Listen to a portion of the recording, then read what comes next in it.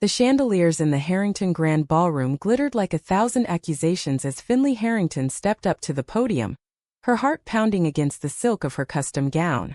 This was supposed to be the night she announced her engagement to Alexander Thorne, sealing the merger that would solidify her family's iron grip on New York's tech empire. But as Harlow Voss stood silently beside her, their fingers brushing in secret defiance, Finley knew the words about to leave her mouth would burn it all to the ground. "Ladies and gentlemen," she began, her voice steady despite the storm inside. "Tonight, I stand here not to celebrate a union arranged by boardrooms and bloodlines, but to speak a truth that has been silenced for far too long." The crowd murmured, glasses paused midair. Her mother, Victoria, shot her a warning glare from the front table, her perfectly manicured hands clenched. Reginald Harrington, her father, sat stone-faced, the weight of decades of control radiating from him. And there, 2 seats away, Alexander smiled nervously, oblivious to the bomb about to drop. But Finley turned to Harlow, her eyes locking with the woman who had become her anchor in a sea of lies. Harlow's hand squeezed hers, a silent promise that whatever came next, they faced it together. As the applause died down from her opening, Finley's mind raced back 6 months, to the night when the noose had first tightened around her throat. It was a typical Harrington family dinner in their sprawling Upper East Side penthouse. The table groaned under crystal and silver, the view of Central Park a reminder of their untouchable status. "Finley," her father had said, his voice booming like the markets he manipulated, "it's time. The Thorne merger is critical. Alexander is a good man from a good family. This marriage will secure our position for generations." Finley had stared at her plate, the lobster turning to ash in her mouth. She had known this day was coming. The family had been grooming her since college to be the perfect heiress, the one who would carry the Harrington legacy. But they didn't know about Harlow. No one did. I need time," she had replied. But her mother had cut in, her smile sharp as a knife. "Time is a luxury we don't have, darling. The city looks to us. Our company employs thousands. You have a duty." That night, after the dinner, Finley had slipped out to meet Harlow in their secret spot, a small cafe in Brooklyn, far from the prying eyes of Manhattan elite. Harlow was waiting, her camera bag slung over her shoulder, her smile lighting up the dimly lit booth. "Rough night?" she asked, reaching across the table to touch Finley's hand. "You have no idea," Finley whispered, pouring out the details. Harlow listened, her green eyes filled with understanding. They had met 2 years ago at a charity event. Finley drawn to Harlow's passion for documenting social injustices through photography. What started as friendship had blossomed into something deeper, something real in a world of facades. But now the pressure was mounting. Finley knew she couldn't keep hiding. Yet the thought of disappointing her family, of watching the empire crumble because of her selfish choice, tore at her. Over the next weeks, the family ramped up the campaign. Invitations to double dates with Alexander, subtle threats about cutting off her trust fund, even hints that Harlow's budding photography career could be derailed if word got out. Finley's brother Marcus had been the worst, pulling her aside one day at the office. "Don't be stupid, Finn. This isn't about you. It's about us. The family. The city. If you screw this up, we're all done." The guilt was crushing. Finley found herself questioning everything. Was her love for Harlow worth the destruction it could cause? Was she being weak or strong by resisting? The inner conflict kept her awake at night, pacing her luxury apartment, staring at photos of her and Harlow hidden in her phone. Meanwhile, Harlow was patient but firm. "I won't ask you to choose me over your family," she said during one stolen weekend in the Hamptons, their bodies close under the stars. "But I can't watch you destroy yourself either. You deserve to live your truth." The words echoed in Finley's mind as she stood on the stage now, the past 6 months flashing by in seconds. The secret dates, the near misses when her mother almost caught them, the moment she almost said yes to Alexander just to end the torment. But tonight it ended. Finley took a deep breath, feeling the weight of every expectation, every lie, every sacrifice she had almost made. The microphone felt like a lifeline and a weapon all at once. She glanced at Harlow again, drawing strength from the quiet resolve in her lover's eyes. The room waited, unaware that the empire they revered was about to crack wide open. Finley opened her mouth to continue, The words she had rehearsed in secret for weeks now ready to change everything. The words she had rehearsed in secret for weeks now ready to change everything. For years I've played the role expected of me, Finley continued, her voice gaining strength as the initial shock rippled through the crowd. The dutiful daughter. The perfect heiress. The woman who would marry for the good of the company. But that woman isn't me.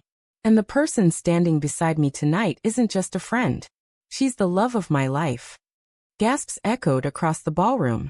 Phones started lighting up as guests began recording. Victoria Harrington rose halfway from her seat, her face a mask of controlled fury. Reginald's hand slammed down on the table, rattling the crystal. Alexander looked as if someone had slapped him. But Finley didn't stop. She laced her fingers fully with Harlow's now, lifting their joined hands for the room to see. Harlow Voss has shown me what real courage looks like. She's shown me that love isn't a business transaction. And tonight, I refuse to hide anymore. The flashback pulled her deeper even as she spoke, the memories crashing over her like waves. 2 months after that family dinner, the pressure had become unbearable. Her mother had arranged a private lunch with Alexander at Le Bernardin, the kind of place where deals were sealed over caviar. He's charming, successful, and he respects the family name, Victoria had said, sliding a folder across the table filled with prenup drafts and merger projections. Finley had smiled through it, nodding at the right moments, but inside she was screaming. Later that afternoon, she had met Harlow at their usual rooftop spot in Brooklyn, the one with the view of the Manhattan skyline that always made the world feel smaller. I almost agreed today, Finley had confessed, tears stinging her eyes. Harlow had pulled her close, wiping the tears away with gentle thumbs. You don't have to do this alone. But I see how much this tears you apart. If you need to walk away from me to keep the peace with them, I would understand. It would break me, but I'd understand. The offer had shattered something in Finley. How could Harlow be so selfless when Finley felt so selfish for wanting both? That night they had stayed up talking until dawn, mapping out every fear, every possible outcome. Harlow shared stories of her own coming out years earlier. The rejection from her conservative family in Ohio, the way she had rebuilt her life on her own terms. It hurt like hell, Harlow admitted. But living a lie hurt more. Back in the present, Finley pushed forward with the speech. My family built Harrington Tech from nothing into the powerhouse that employs thousands in this city. I love them for that. I respect the legacy. But I won't let that legacy demand I erase who I am. I won't marry a man I don't love to protect stock prices. And I won't let fear of prejudice or backlash silence me any longer. The murmurs grew louder. A few investors at the back tables were already on their phones, typing furiously. Finley could see the panic spreading like wildfire.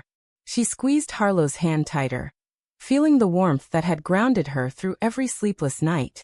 Yet the guilt was still there, a constant companion. Only a week ago, Marcus had cornered her in the Harrington Tower boardroom after hours. Do you have any idea what you're risking? He had hissed. The Thorn deal isn't just business. It's survival. Dad's health is failing, Mom's barely holding the board together. One scandal and the vultures circle. And for what? Some photographer who'll never understand our world. Finley had stood her ground then, but the words had lodged deep. Was she betraying thousands of employees for her own happiness? The moral weight pressed on her chest even now as she spoke. But looking at Harlow, seeing the pride and love shining in her eyes despite the chaos erupting around them, Finley knew she had made her choice.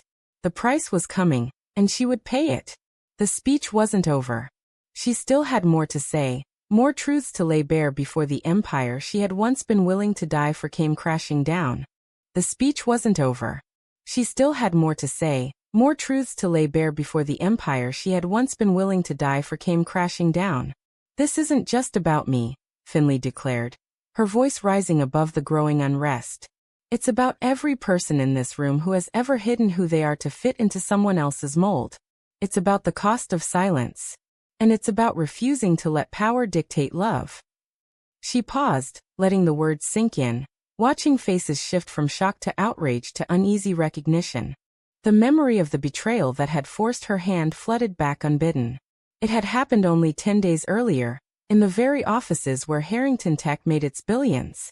Finley had thought her secret was safe, but Sophia, her closest childhood friend and the company's PR director, had walked in on her and Harlow sharing a quiet kiss in the executive lounge after hours. Sophia's eyes had widened, then narrowed. Finley. What the hell? The confrontation had been brutal.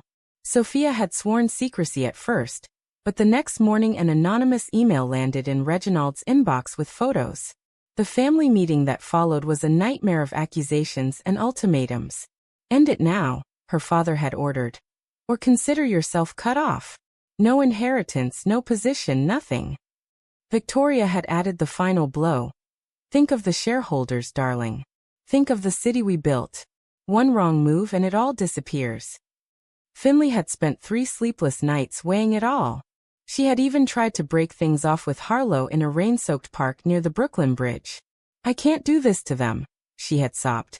Harlow had stood firm, rain mixing with her own tears. Then don't. But don't ask me to watch you marry someone else while you die inside. That's not love, Finley. That's surrender. The argument had ended with them clinging to each other, both knowing the clock was ticking toward this gala. In the days that followed, Finley had watched her family tighten the screws. Alexander was paraded at every event, his hand on her back for photo ops. Marcus leaked hints to the board that the merger was imminent. The pressure was designed to break her. And for a moment it nearly had. Now on stage, Finley looked directly at her brother in the crowd. Marcus, you tried to protect the family by exposing me. But all you did was show me I couldn't live with the lie anymore.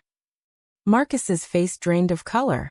Victoria stood fully now, signaling security, but Finley kept speaking.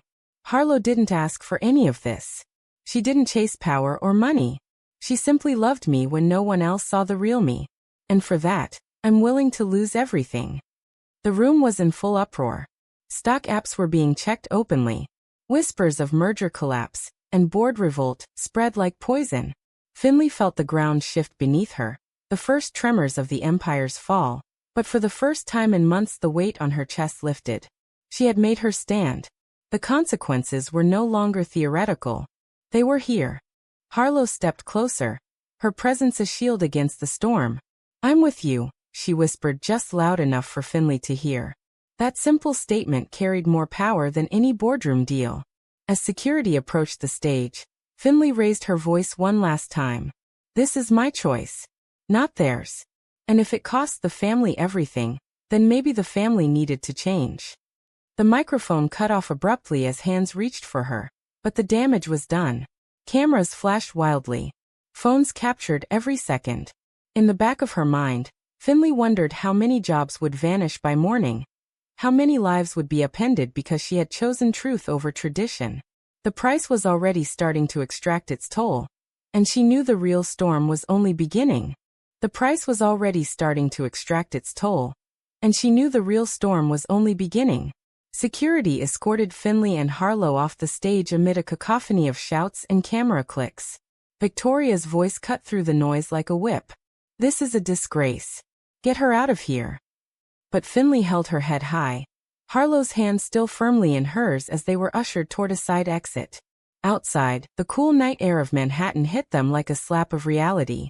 News vans were already pulling up, reporters spilling out with microphones raised.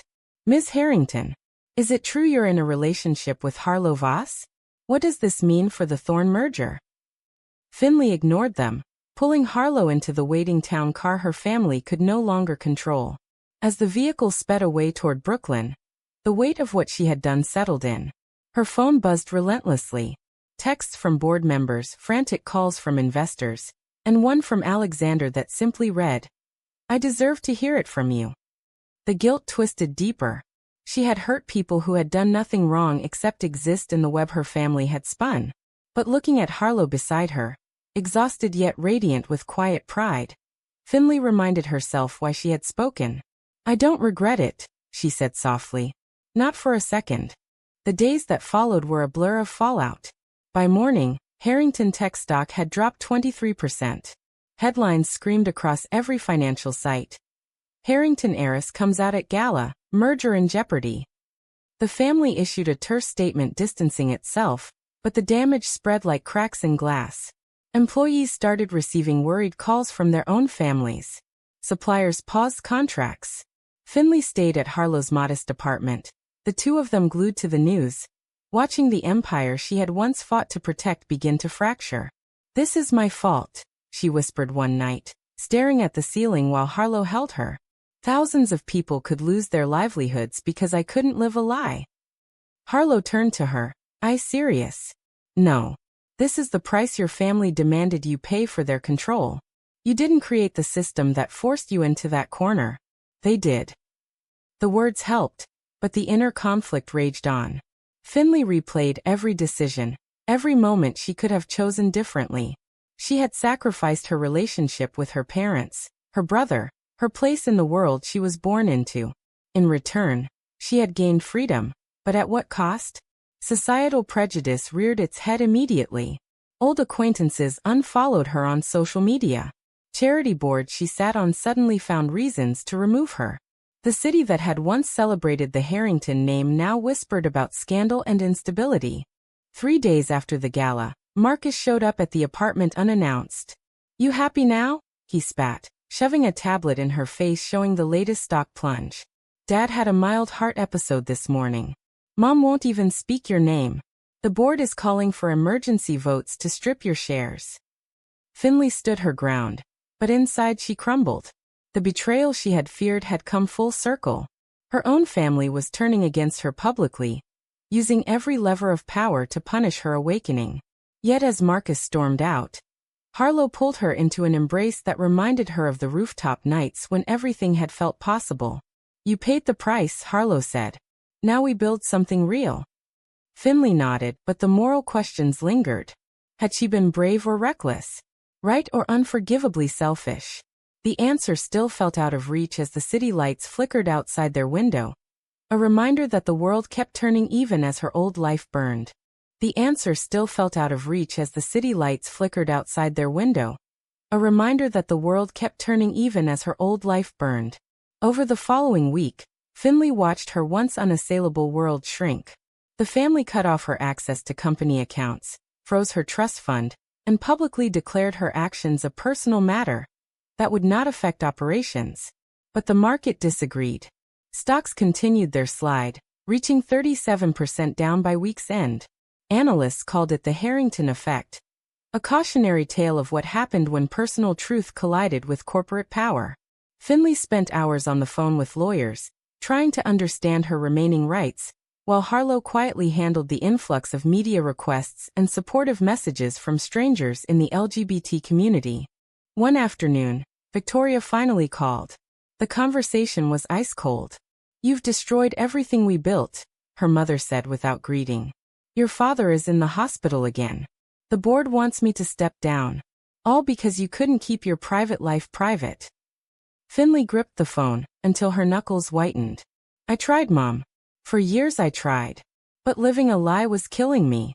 Doesn't that matter at all?" The silence on the other end spoke volumes. When Victoria finally replied, her voice cracked for the first time Finley could remember. "You were supposed to be stronger than this. Stronger than me." The call ended abruptly, leaving Finley staring at the wall, tears she had held back for months finally falling. Harlow found her there and simply sat beside her, no words needed. In that moment, Finley realized the deepest wound wasn't the lost money or status. It was the realization that her family's love had always come with conditions. Yet amid the pain, small awakenings began. Harlow's photography exhibit, long delayed by fear of exposure, finally opened in a small Chelsea gallery. Finley attended anonymously at first, then stood proudly beside her as guests offered congratulations. For the first time, Finley felt seen without the Harrington name attached. They walked home through the city streets hand in hand, no longer hiding. "This is what I fought for," Finley said quietly. "Not just us, but the chance to breathe." Harlow smiled, but her eyes held worry. "The price is still rising.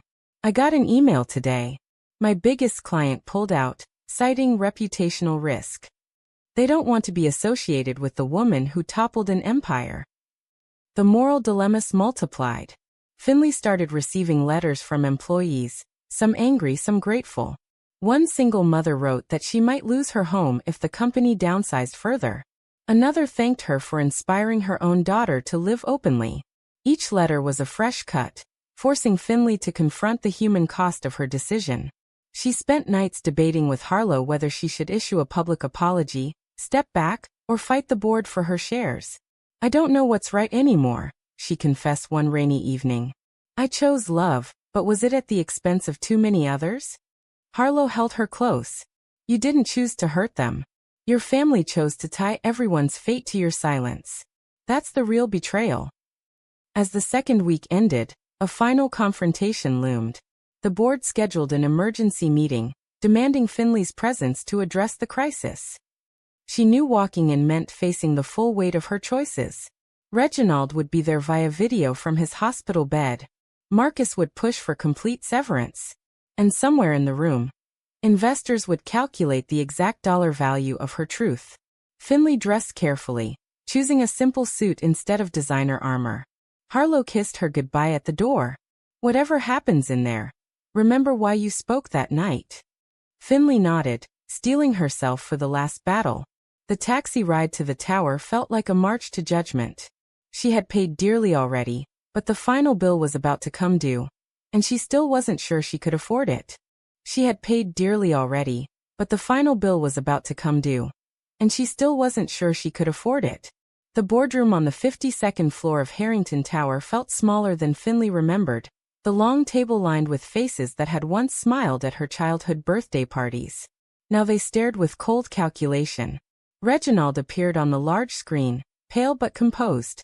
Marcus sat at the head, papers spread before him like battle plans. "This meeting is to discuss the removal of Finley Harrington from all positions and the dissolution of her equity stake," he announced without preamble. Finley stood tall, refusing the offered chair. "Before you vote, I want to say something." The room tensed. She spoke calmly, recounting not the gala speech but the years of silent suffering, the family dinners where her identity was erased, the nights she had cried alone because love was treated as a liability. "I didn't crash the stock price out of spite," she said. "I spoke because silence was destroying me and, eventually, would have destroyed the very company you claim to protect. A company built on fear can't last." Some board members shifted uncomfortably. One older investor even nodded slightly. But Marcus slammed his hand down. "This is exactly why you can't stay. Your choices put personal feelings above the thousands who rely on us." The vote was swift and unanimous against her. Her shares were to be bought out at a fraction of their pre-gala value. As the meeting ended, Reginald spoke directly to her for the first time. "You made your bed, Finley. Now lie in it. The family name ends with you." The screen went black. Finley walked out of the tower for what felt like the last time. The city skyline she had once surveyed from the penthouse now belonging to someone else. The pain was sharp, but so was the clarity. She had lost the empire, the approval, the safety net. In exchange, she had gained herself. Weeks turned into months. The stock eventually stabilized at a lower, but surviving level after the board restructured. Finley and Harlow moved into a small brownstone in Brooklyn, funded by the modest buyout and Harlow's photography work. Finley started a nonprofit focused on supporting LGBTQ+ professionals in corporate America, turning her painful lesson into purpose. The societal prejudice didn't vanish. Invitations dried up. Old friends vanished. But new ones appeared, people who valued authenticity over status. One evening on their rooftop, watching the same skyline that had once intimidated her, Finley turned to Harlow. "I used to think choosing you meant losing everything. Now I realize it meant finding what really matters." Harlow smiled, pulling her close in the golden light. "We both paid the price. But look what we built with it." Their kiss was soft, unhurried, free of fear. The city hummed below, indifferent to their story. Yet Finley knew the ripples of her choice would touch lives she would never meet. The drama had been brutal, the betrayals deep, the awakenings hard-won. But standing there with the woman she loved, Finley understood that some prices are worth paying even when the world calls it reckless. Was Finley's decision to choose love over legacy the right one? Or did it constitute an unforgivable betrayal of the people who depended on her family's empire?